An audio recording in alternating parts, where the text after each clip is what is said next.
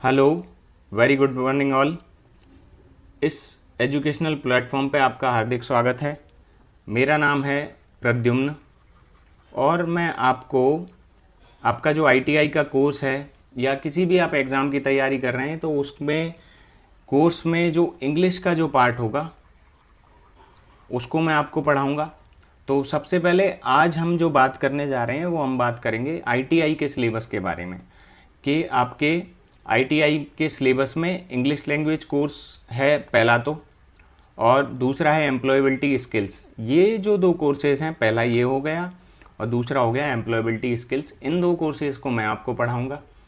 English language course, English की language और grammar के बारे में, और जो रोज़मर्रा की ज़िंदगी में हमारी इंग्लिश लैंग्वेज जो काम आती है उसके बारे में, और दूसरा है एम्प्लॉयबिलिटी स्किल्स। एम्प्लॉयबिलिटी स्किल्स के बारे में भी आपको मैं पढ़ाने वाला हूँ। तो बगैर समय गंवाते हुए हम चालू करते हैं कि आपके आईटीआई के सिलेबस में क्या क्या है। तो पूरा पढ़ने से पहले सबसे पहले ये जान लेना ज़रूरी है कि सिलेबस में क्या है हमारे में। तो आज हम उसी की शुरुआत करेंगे। पहला है प्रोनंसिएशन। पहला जो आपका टॉपिक होगा वो होगा प्रोनंसिएशन, जिसको प्रोनंसिएशन को हिंदी में हम उच्चारण बोलते हैं। उच्चारण का जो टॉपिक है उसमें आपके सब टॉपिक्स रहेंगे स्ट्रेस एंड एक्सेंट। स्ट्रेस मतलब आप शब्द को बोलते हुए किस लेटर पे जोर देते हैं या सेंटेंस को बोलते हुए किस वर्ड पे ज़्यादा जोर देते हैं, तो ये होता है स्ट्रेस। दूसरा होता है एक्सेंट। एक्सेंट के बारे में मैं आपको ऐसे बता सकता हूँ कि जैसे मान लो दो लोग इंग्लिश बोल रहे हैं, पहला ब्रिटिश है और दूसरा अमेरिकन है, तो इन दोनों कंट्रीज़ में इंग्लिश के बोलने का जो एक्सेंट है वो थोड़ा सा चेंज हो जाता है। तो जिस भी आदमी को थोड़ी सी भी नॉलेज है तो वो पहचान सकता है कि कौन सा उनमें से ब्रिटिश है और कौन सा अमेरिकन है। तो एक्सेंट का ये मीनिंग होता है। आमतौर पे भी हम आसपास के एरिया में देखते हैं, किसी को बात करते हुए देखते हैं तो हम उसके बात करने के लहजे से बता सकते हैं कि वो किस एरिया से बिलोंग करता है। आप बखूबी मेरी इस बात से संबंध रखते होंगे। दूसरा है एक्सेंचुएशंस। एक्सेंचुएशंस क्या है? Mode of pronunciation. प्रोनंसिएशन का मोड क्या है आपका। उसके बाद है इंटोनेशन। इंटोनेशन में अटर विद पर्टिकुलर टोन, एक पर्टिकुलर टोन हम उठाते हैं और उसमें बात करते हैं, इसे इंटोनेशन बोलेंगे। लास्ट है हमारा diction. Diction use of words in speech. Words का स्पीच में यूज़ करना, बोलने में यूज़ करना with audio video aids. Audio video aids से, और ये एड्स का मीनिंग क्या है? एड्स को हम हिंदी में मदद बोलते हैं। तो ऑडियो वीडियो की मदद से वर्ड्स को स्पीच में यूज़ करना, ये हमारे प्रोनंसिएशन के ये 4 पार्ट हो गए। प्रोनंसिएशन के अब ये 4 पार्ट हैं। आपको लग रहा होगा कि यार मेरे को एक्सेंचुएशंस नहीं आता है, इंटोनेशन नहीं आता है, डिक्शन नहीं आता है। तो मेरा आपसे सिर्फ अभी यही कहना है कि आप सिर्फ अपने सिलेबस में क्या क्या है इतना जानने की कोशिश अभी करें। जब भी मैं आपको ये आगे के जितने भी सब टॉपिक्स हैं इनको बहुत डिटेल में पढ़ाने वाला हूँ, तो मैं आपको जब पढ़ाऊँगा तो आपको डिटेल में सारी चीज़ें बताऊँगा। अभी आप सिर्फ उनके नाम याद रख लें, जैसे स्ट्रेस एंड एक्सेंस, एक्सेंचुएशंस, इंटोनेशन, डिक्शन, कि कभी आपके सामने ये वर्ड आए तो आपको पता रहे कि ये मेरे सिलेबस में शामिल है। पहला हो गया प्रोनंसिएशन। अब दूसरा हम फंक्शनल ग्रामर की बात करेंगे। फंक्शनल ग्रामर में क्या होता है? फंक्शनल ग्रामर में ट्रांसफॉर्मेशन ऑफ सेंटेंसेस। सेंटेंसेस को ट्रांसफॉर्म करना, कहने के तरीके को बदलना एक तरीके से अगर देखा जाए तो। और दूसरा है एडजेक्टिव्स ऑफ कंपैरिजन। कंपैरिजन को बताने के लिए कौन से एडजेक्टिव्स का यूज़ किया जाता है, इसको हम पढ़ेंगे।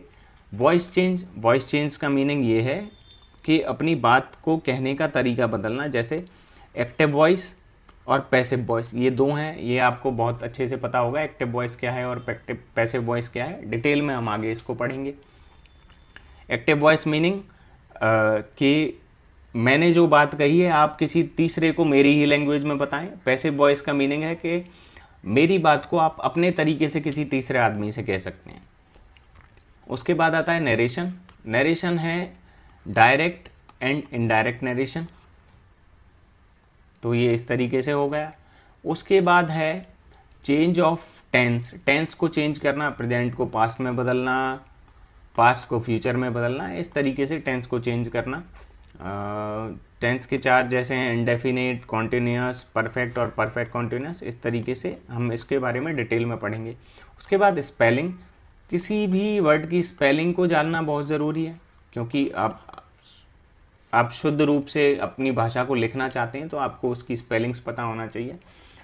मैं ग्रामर के बारे में आपको बता दूं कि ग्रामर आपके किसी भी भाषा को जानने के लिए सबसे बेसिक चीज़ है। ग्रामर का मीनिंग ये है कि ये रूल्स होते हैं, रूल्स के थ्रू आप चीज़ों को समझने की कोशिश करते हैं। किसी भी भाषा को आमतौर पे हम कैसे भी बोल सकते हैं, बोलने के लिए तो उसको बहुत ज़्यादा सीखने की ज़रूरत नहीं होती, लेकिन जब हमको शुद्ध रूप से उसको लिखना हो, शुद्ध रूप से उसको बोलना हो, उसका शुद्ध रूप से उपयोग करना हो, तो हमको किसी भी भाषा की ग्रामर को जानना बहुत ज़रूरी होता है और इसीलिए आपके सिलेबस में शामिल है।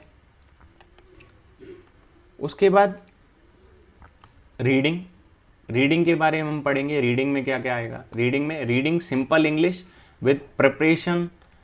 सिंपल इंग्लिश हमको पढ़नी है प्रिपरेशन के साथ, मतलब तैयारी के साथ साथ। और उसके बाद क्या क्या हमें पढ़ना होगा ये हम देखने की कोशिश करेंगे। जैसे news reports, elementary office correspondence, news reports कैसे पढ़ी जाती हैं इसके बारे में हम देखेंगे। एलिमेंट्री ऑफिस करेस्पॉन्डेंस ये भी हम देखेंगे कि ऑफिस में जो हम आमतौर पे जो चीज़ें यूज़ करते हैं उनको हम कैसे पढ़ेंगे।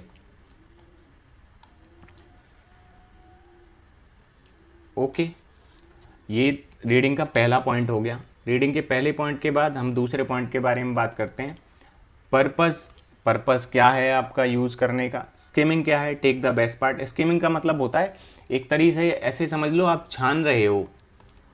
जब आप आटा छानते हो तो उसका जो कचरा होता है उसको साइड में छोड़ देते हो और बाकी काम की चीज़ ले लेते हो वापस। जूस हम निकालते हैं तो सिर्फ जूस निकाल लेते हैं और उसका गूदा छोड़ देते हैं।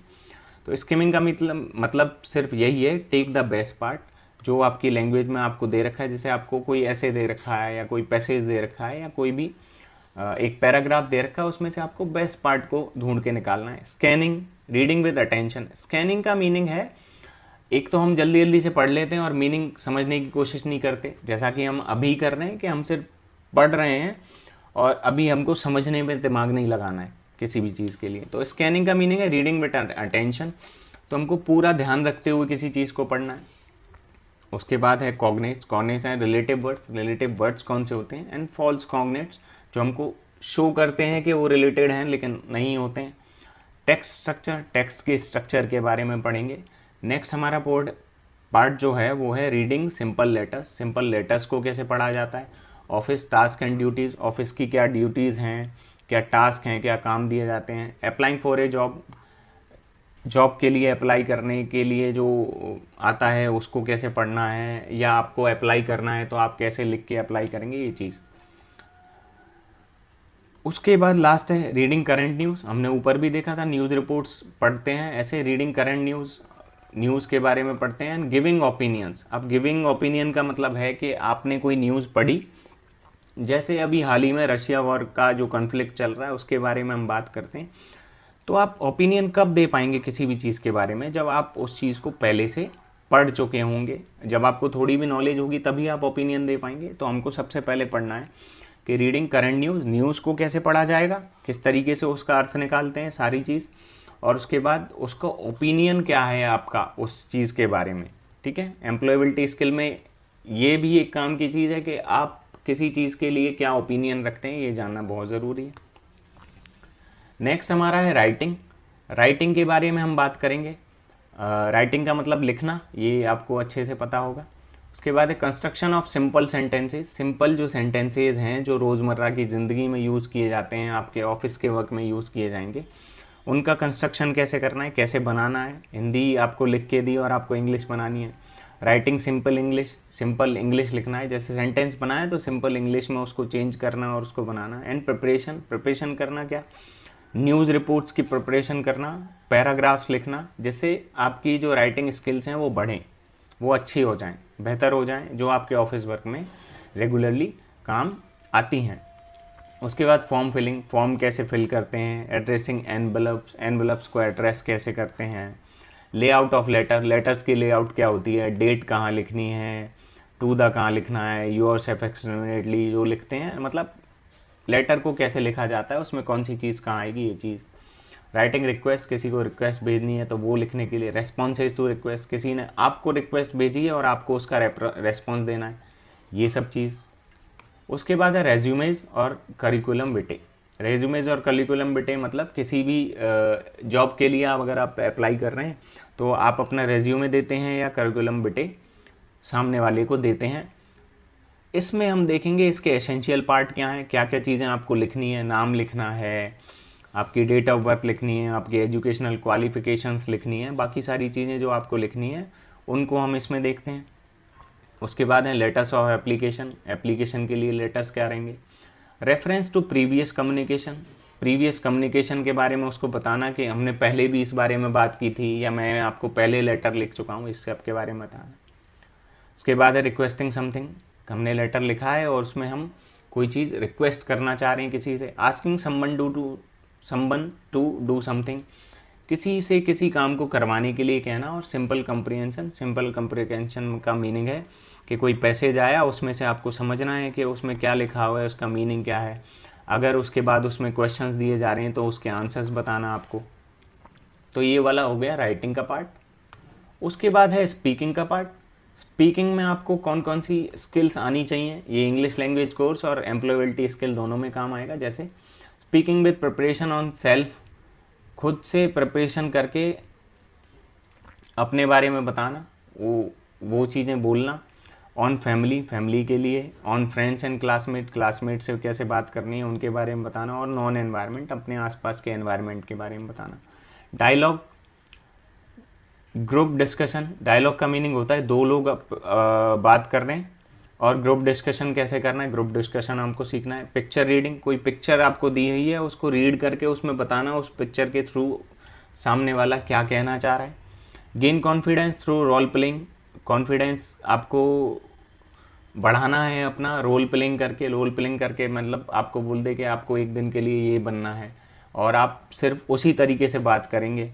जैसे आपको बोल दिया जाए कि आप पीएम हैं तो आप पीएम के थ्रू बात करेंगे कि मैं पीएम हूँ और मेरे को किस तरीके से किससे बात करनी है। And discussions on current happening, current happening पे डिस्कशंस करने हैं, ये मैंने जो आपको बताया। जैसे अभी आपसे कोई पूछ ले कि आई रशिया यूक्रेन का जो कॉन्फ्लिक्ट चल रहा है उसके बारे में आप क्या कहना चाहेंगे, या किस तरीके से इसको रोका जा सकता है, क्यों ये लड़ाई हो रही है, इसके कारण क्या हैं, ये सब चीज़ें। उसके बाद जॉब डिस्क्रिप्शन, जॉब डिस्क्रिप्शन के बारे में बोलना।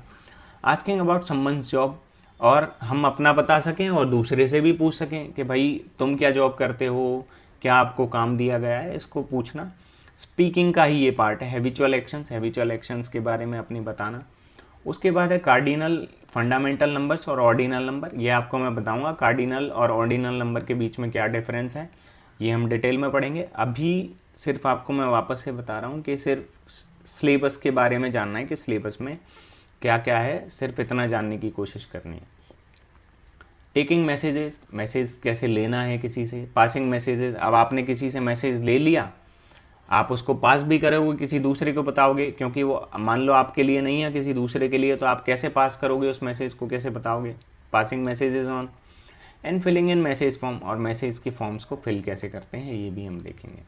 उसके बाद है greetings and introductions, office hospitality, greeting कैसे करना है, किसी को कैसे ग्रीट करना है, गुड मॉर्निंग बोलना है, गुड इवनिंग बोलना है, कैसे किससे बात करनी है, इंट्रोडक्शन कैसे देना है अपना।